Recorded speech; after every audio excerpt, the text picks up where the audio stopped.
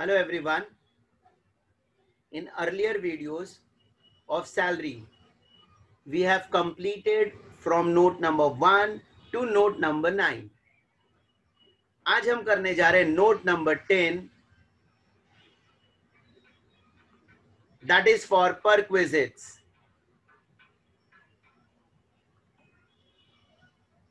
That is for perquisites, which is the most important. What do you mean by perquisites? So perquisites are given by the employer to the employee for the expenses. Perquisites are additional benefits provided by the employer for the expenses. अगर आपको allowances की theory याद हो तो allowances में मैंने आपको ये पढ़ाया था कि अलावेंसेस फिक्स्ड अमाउंट होता है received on monthly basis for the expenses, और परक्विजिट्स भी अभी मैं बोल रहा हूं, perquisites are additional benefit provided by the employer for the expenses. But दोनों में डिफरेंस क्या है आप वो समझो.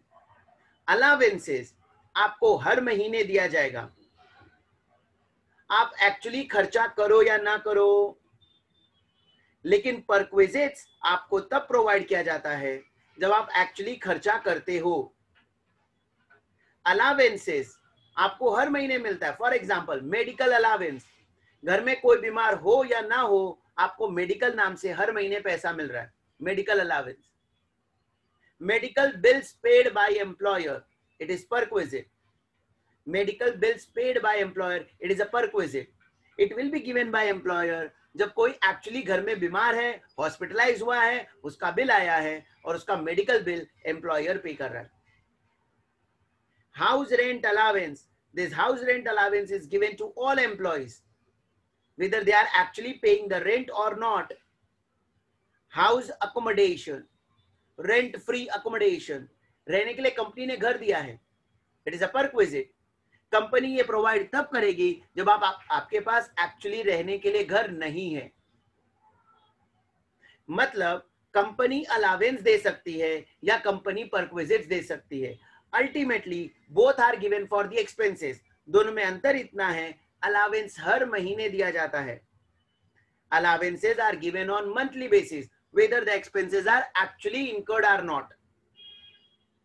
लेकिन परक्विजिट्स आपको तब दिया जाएगा जब एक्चुअली खर्चा होगा. तो दोनों में डिफरेंशिएट करना हमें आना चाहिए, क्योंकि अलावेंसेस के रूल्स रेगुलेशन अलग है, परक्विजिट्स के रूल्स रेगुलेशन अलग है.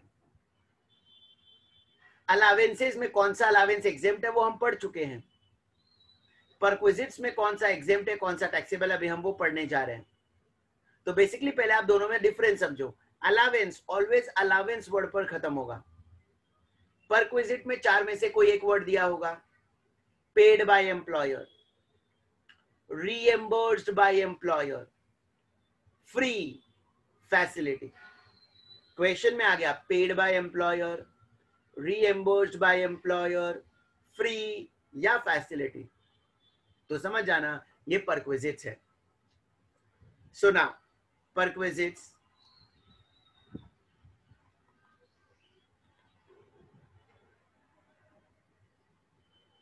सबसे पहला परक्विजिट मेडिकल फैसिलिटी. क्वेश्चन में दिया है मेडिकल अलावेंस, आप उसे टैक्सेबल कर देना बिकॉज वो अलावेंस है. लेकिन अगर एग्जाम में आ गया medical facility, medical bills paid by employer, free medical, medical bill reimbursed by employer, तो आप समझ जाना कि वो परक्विजिट्स हैं. तो पता करना ट्रीटमेंट कहां पर हुआ है. ट्रीटमेंट इंडिया में हुआ है या इंडिया के बाहर हुआ है. अगर ट्रीटमेंट इंडिया में हुआ है, if the treatment is done in India, तो देखो वो ट्रीटमेंट कौन से हॉस्पिटल में हुआ है. अगर ट्रीटमेंट ग्रे हॉस्पिटल में हुआ है, if the treatment is done in grey hospital, government hospital, recognised hospital, employer's own hospital, then in that case ये फुल्ली एग्जेम्प्ट हो जाएगा. लेकिन अगर ट्रीटमेंट ग्रे हॉस्पिटल के अलावा किसी और हॉस्पिटल में हुआ है, इंडिया में ट्रीटमेंट हुआ है but other than grey hospital, then for other hospital it is fully taxable. For other hospital it is fully taxable. Treatment अगर ग्रे हॉस्पिटल में हुआ है, हॉस्पिटल का बिल आया 1 लाख रुपए और वो 1 लाख एम्प्लॉयर ने पे कर दिया, तो मेडिकल एक्सपेंस आपका है बट आपके एम्प्लॉयर ने पे कर दिया. For you it is a benefit, but since the treatment is done in grey hospital, entire 1 lakh is exempted. But if treatment is done in other hospital, it is fully taxable. लेकिन अगर treatment India के बाहर हुआ है, if the treatment is done outside India, then it is exempt up to foreign exchange permitted by RBI. It is exempt up to foreign exchange permitted by RBI. जितना RBI approval देगी उतना exempt हो जाएगा. कभी कभी ना question में दिया होगा mediclaim insurance premium paid by employer. Mediclaim insurance premium paid by employer. So if the mediclaim amount is paid by employer, then such premium paid by employer is also fully exempt for you. तो simple question आएगा तो पहले पता करना treatment कहां पर हुआ, India में या इंडिया के बाहर में. इंडिया में हुआ है, ग्रे हॉस्पिटल में एग्जेम्प्ट होगा, अदर हॉस्पिटल में टैक्सेबल होगा. इंडिया के बाहर हुआ तो exempt up to foreign exchange permitted by RBI. अगर mediclaim insurance premium employer pay करता है, then for you it is fully exempt. Next, leave travel assistance. Leave travel assistance मतलब हम छुट्टियां लेकर घूमने फिरने जा रहे हैं और हमारे ट्रेवलिंग का पैसा एम्प्लॉयर दे रहा है. लीव ट्रेवल असिस्टेंस मतलब हम छुट्टियां लेकर घूमने फिरने जा रहे हैं और हमारे ट्रेवलिंग का पैसा एम्प्लॉयर दे रहा है. Then it is exempt if the journey is performed by airway. If the journey is performed by airway, then economic class airfare will be exempted. But if the journey is performed by any other mode, if the journey is performed by any other mode other than airway, airway को छोड़कर कोई भी mode, then exemption will be given first class AC rail fare. Exemption will be given up to first class AC rail fare compared with amount spent, whichever is less. अगर journey हमने perform किए bye airway flight से आए गए हैं तो economic class airfare exempt होगा. लेकिन जर्नी हमने अदर मोड से परफॉर्म की, अदर मतलब अदर देन एयरवे, बस, कार, ट्रेन, कैसे भी जर्नी परफॉर्म करो तो गवर्नमेंट एग्जेम्प्ट करेगी first class AC rail fair compared with amount spent, whichever is less. Leave travel concession, leave travel assistance, it is exempt under section 10(5). Next,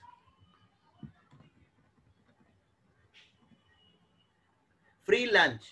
company ने lunch facility provide की है, तो अगर lunch facility office में provide की गई है during office hours, if the lunch is provided in the office during office hour, then it is exempt rupees 50 per meal. Exempt up to rupees 50 per meal.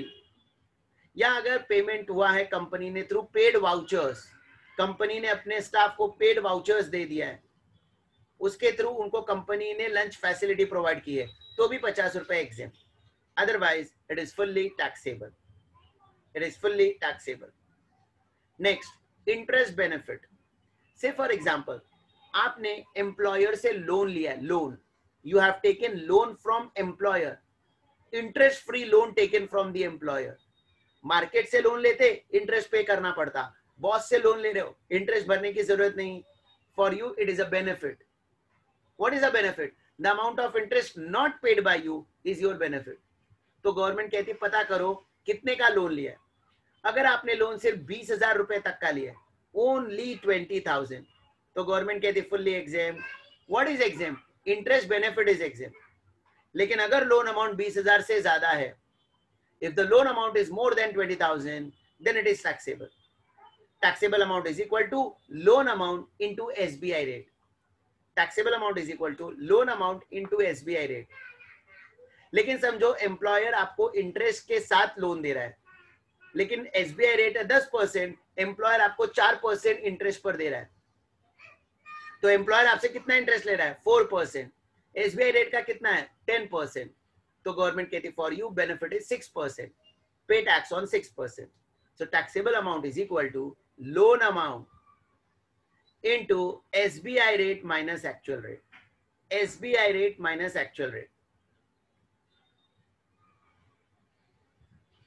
Next, gift from employer, ये already मैंने आपको gift में पढ़ा दिया है. पता करो gift received in cash है या गिफ्ट रिसीव्ड इन काइंड है. If gift is received in cash, it is fully taxable, but if gift is received in kind, तो value पता करो. If the value is less than 5,000, it is fully exempt. Otherwise, it is fully taxable. It is fully taxable. Next, education facility. Education facility. अगर education facility मिला है, अगर education facility मिला है, तो पता करो ये एजुकेशन फैसिलिटी किसे दिया गया है. Whether facility is given to the employee और एम्प्लॉयज चिल्ड्रेन और any other family member of the employee. If the facility is given to the employee, it is fully exempt. Government चाहती है employ पढ़ेगा तो बड़ी बात है, अच्छी बात है, क्योंकि जॉब करते वक्त पढ़ना एक डिफिकल्ट टास्क होता है. तो गवर्नमेंट कह रही है कि एम्प्लॉय अगर पढ़ेगा और उसके लिए फैसिलिटी एम्प्लॉयर प्रोवाइड करेगा, then it is fully exempt. But if the facility is given to the employee's children, it is exempt up to 1,000 rupees per month per child. It is exempt up to 1,000 rupees per month per child. No limit on number of children. Condition है employer का खुद का institute होना चाहिए. Exemption कब मिलेगा? जब employer का खुद का इंस्टीट्यूट हो या any other institute where employer has a tie-up. Employee को education facility मिला, fully exempt. If the facility is given to the employee, fully exempt. If the facility is given to employee's children, it is exempt up to 1,000 per month per child. No limit on number of children. But condition है employer का खुद का institute होना चाहिए या any other organization where employer has a tie-up. इसके अलावा किसी भी फैमिली मेंबर को अगर ऐसा बेनिफिट मिला, then it is fully taxable. Then it is fully taxable. Education allowance आएगा ना बच्चा लोग, एजुकेशन अलावेंस, तो वो अलावेंस वाला रूल अप्लाई करना. 100 rupees per month per child, maximum 2 child. But education facility word आ गया तो ये परक्विजिट्स है. दोनों अलग अलग चीजें हैं. नेक्स्ट,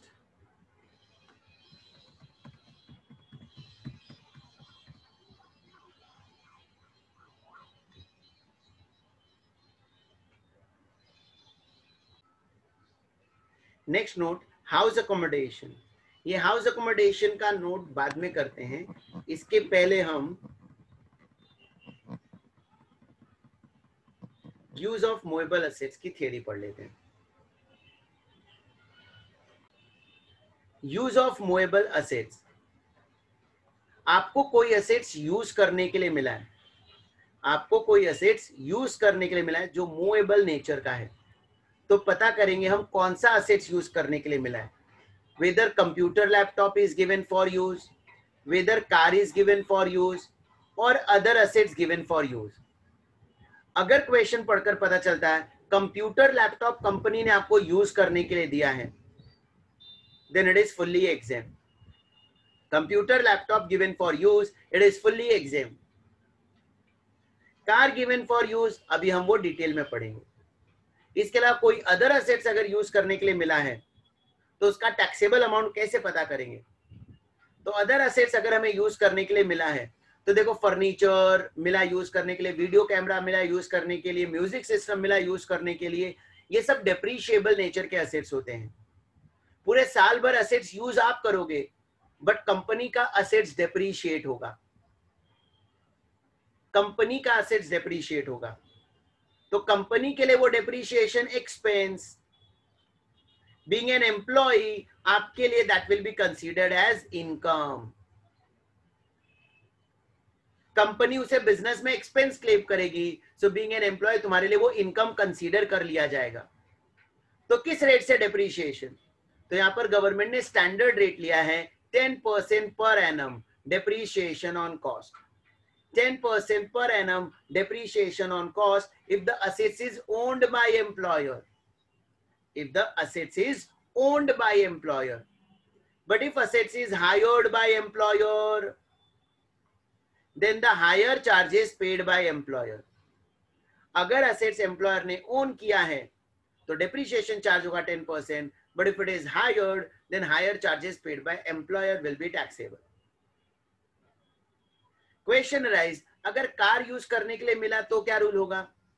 तो मतलब ये जो अदर असेट्स है ना, other assets other than computer, laptop and car, computer, laptop, car को छोड़कर बाकी कोई भी असेट्स मिला तो ये रूल अप्लाई करेंगे. तो कार मिला तो क्या रूल है?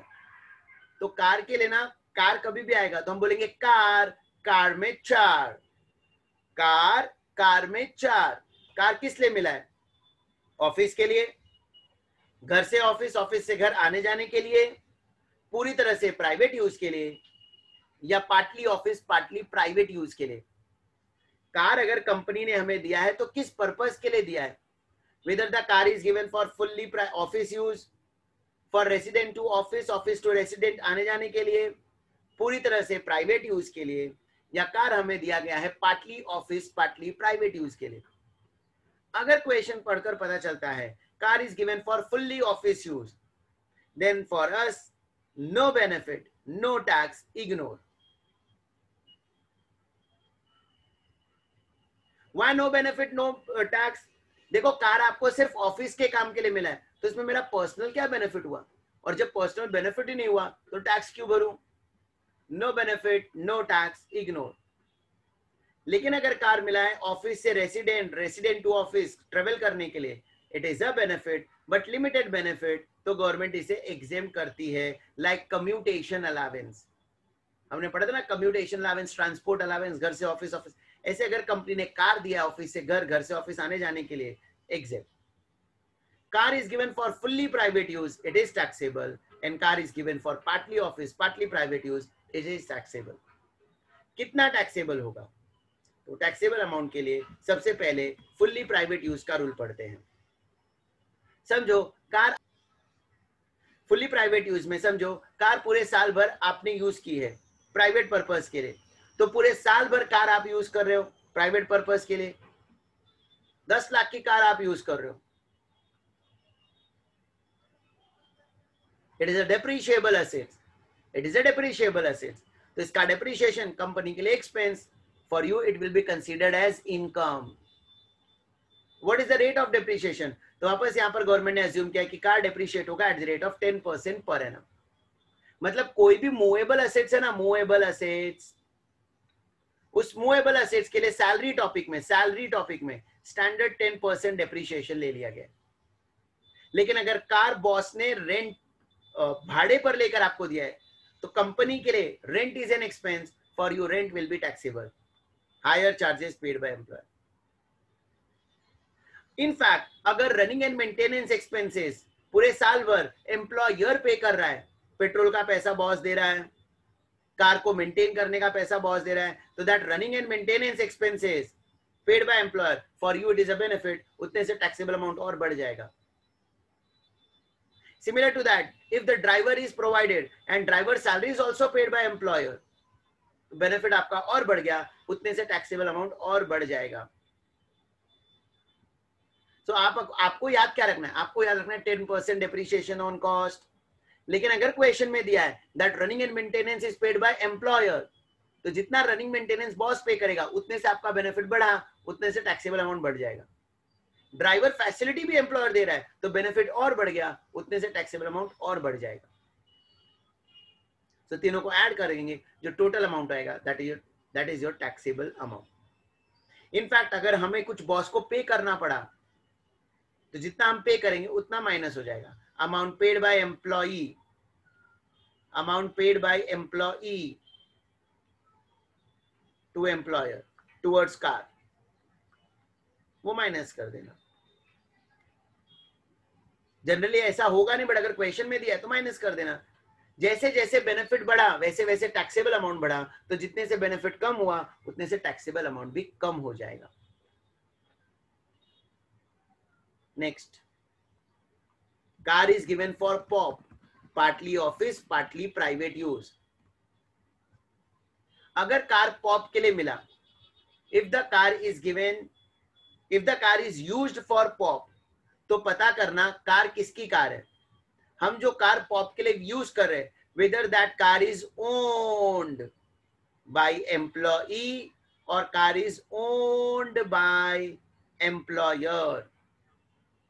अगर क्वेश्चन पढ़कर पता चलता है car is owned bye employee, तो ऐसा समझो हम एम्प्लॉई हैं, हमारी कार है और हम अपनी कार यूज कर रहे हैं पॉप के लिए, partly office partly private, partly office partly private.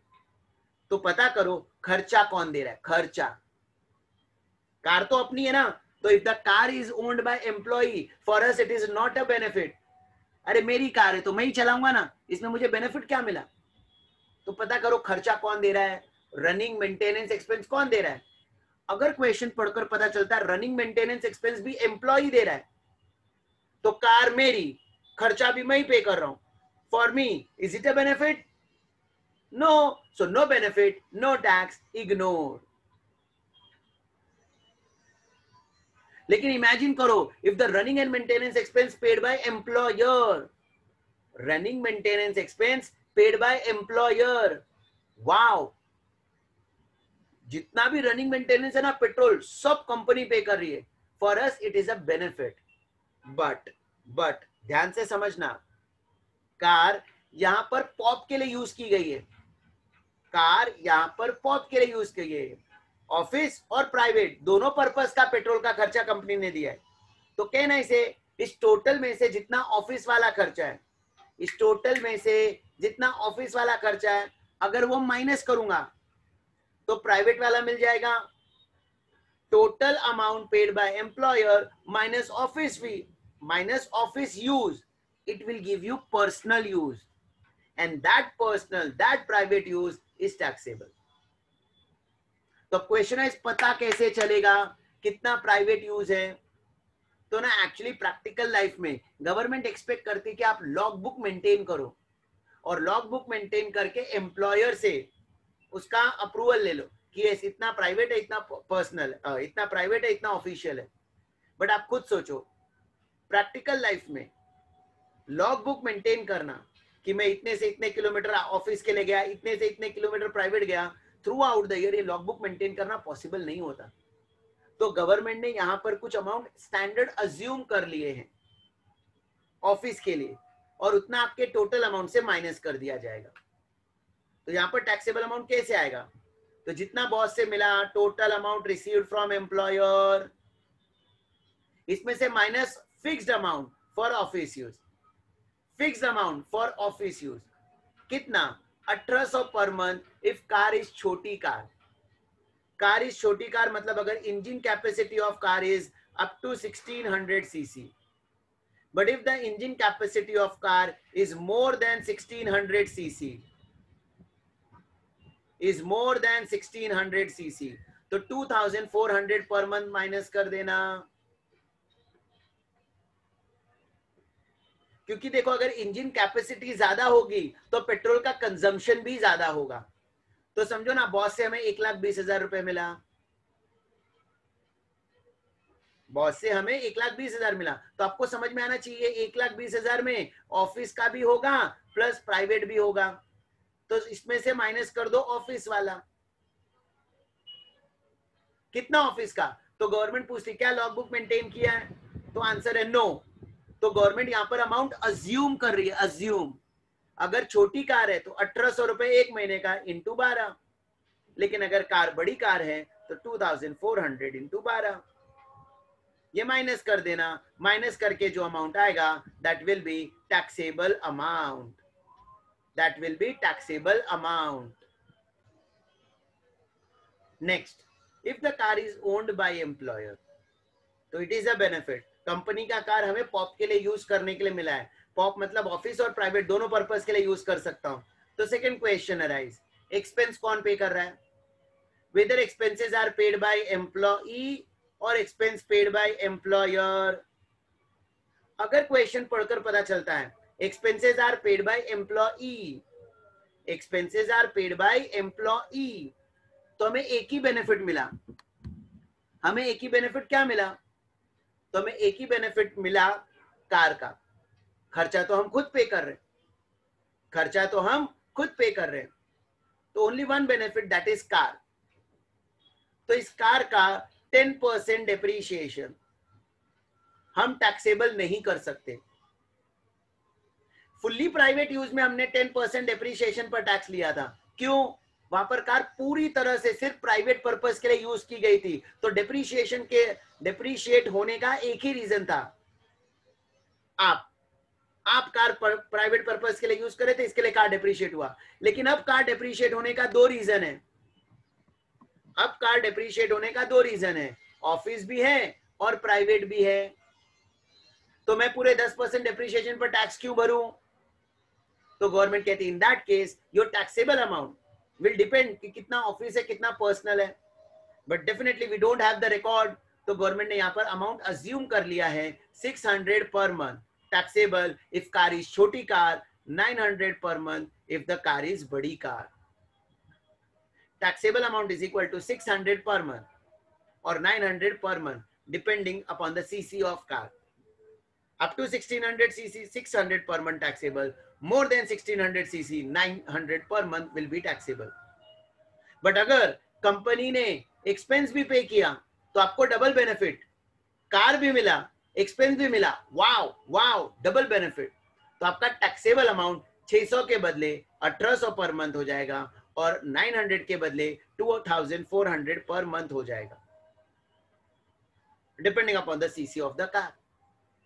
मतलब आपको अगर आया कार तो आप बोलोगे कार में 4, पहला ऑफिस के लिए मिला no benefit no tax ignore, resident to office office to resident के लिए मिला एग्जेम, पूरी तरह से प्राइवेट यूज के लिए मिला taxable 10% depreciation on cost plus running and maintenance paid by employer plus driver salary paid by employer, तीनों का टोटल कर देंगे टैक्सेबल। लेकिन अगर कार मिला है पॉप के लिए तो पता करो हम किसकी कार यूज कर रहे हैं पॉप के लिए, खुद की कार या बॉस की कार। अगर खुद की कार यूज कर रहे हैं पॉप के लिए खर्चा भी हम ही पे कर रहे हैं, no benefit no tax ignore. लेकिन अगर खर्चा पे कर रहा है एम्प्लॉयर, वाओ बेनिफिट। कितना बेनिफिट है? तो जितना मैंने प्राइवेट पर्पस के लिए यूज किया उतना ही बेनिफिट है। पता कैसे चलेगा? तो जितना अमाउंट बॉस ने पे किया है उसमें से माइनस ऑफिस यूज के लिए अमाउंट अज्यूम कर लेंगे 1800 पर मंथ छोटी कार, 2400 पर मंथ बड़ी कार। लेकिन अगर कार ओन्ड बाय एम्प्लॉयर हुआ तो फर्दर टू क्वेश्चन अराइज, अपने एक्सपेंस हम पे कर रहे हैं या बॉस पे कर रहे हैं? अगर एक्सपेंस हम पे कर रहे हैं तो हमें एक ही बेनिफिट मिल रहा है कार का, तो छोटी कार तो 600 रुपए टैक्सेबल, बड़ी कार तो 900 रुपए taxable. But if the car is expenses is also paid by employer तो अब दो बेनिफिट मिला, कार का और मेंटेनेंस एक्सपेंस का। तो taxable amount is equal to 1800 per month and 2400 per month.